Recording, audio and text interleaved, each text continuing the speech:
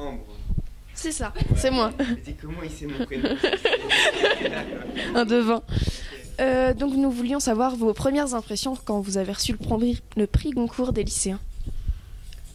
Alors mes premières, je l'ai su c'était il y a 10 jours, le 18, ça a été vraiment une grande joie pour moi. Surtout que c'est un prix que j'avais raté de peu, il y a 5 ans pour la délicatesse. J'avais adoré rencontrer tous les lycéens et c'est un prix en plus, moi je me rends compte, pour faire pas mal de signatures, que les libraires aiment, que les lecteurs aiment. C'est vraiment un prix qui a une grande valeur parce que voilà, c'est un rapport de lecture instinctif. Les rencontres avec les lycéens ont été vraiment formidables. Donc avoir l'honneur d'être couronné par ce prix, ça m'a rendu vraiment fou de bonheur. D'accord. Et aussi j'avais eu un... Pardon, ouais, non. Surtout que j'avais eu un prix important quelques jours avant.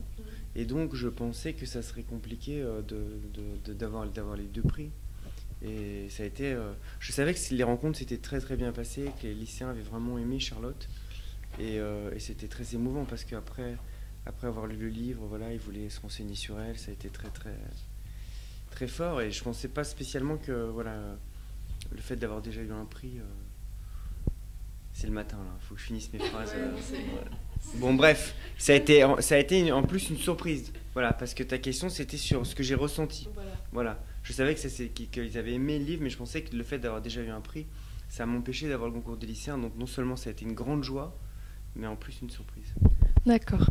Et que diriez-vous à des lycéens pour les inciter à lire? Mais moi j'ai vu que des... Alors c'est une très bonne question.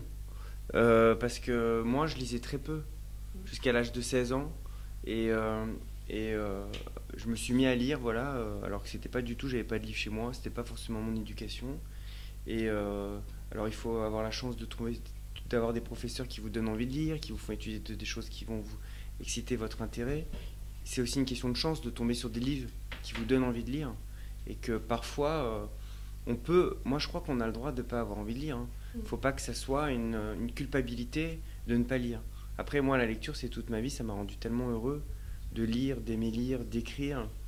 Et par contre, ce qui peut inciter, c'est cette expérience du Goncourt des lycéens. Parce que je trouve que c'est extraordinaire. Alors, moi, j'ai rencontré on a rencontré tous les auteurs en lice, des centaines de lycéens.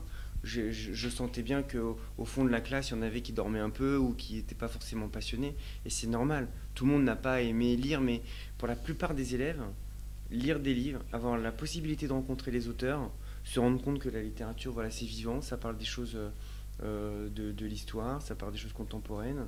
Ça peut te donner vraiment envie de lire. Donc, au-delà du fait que ça soit un concours pour gagner un prix littéraire, je trouve que toute la logistique du concours des lycéens concourt à faire en sorte que voilà, on fait tout pour donner envie aux jeunes lycéens de lire.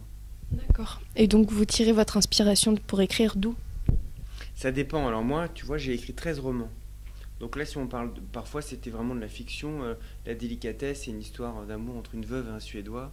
C'est pas ma vie, tu vois, je suis pas suédois. J'ai écrit d'autres livres. Les souvenirs, c'était sur le rapport aux grands-parents. Ça, c'était un livre assez personnel, mais c'était de la fiction. Donc en fait, chaque livre pour moi, c'est une aventure différente. Charlotte, c'est vraiment né d'une fascination pour cette femme, pour cet artiste. J'ai découvert son œuvre, il y a 8 ans, ça a été pour moi une grande émotion. Et après, j'ai passé des années à travailler sur elle, à chercher des documents sur elle. Donc là, c'était vraiment, voilà comment est née cette histoire. D'accord. Merci beaucoup. Puis, merci, bonne journée. Et toute l'équipe du journal. Voici David Fuenkinos pour son roman Charlotte.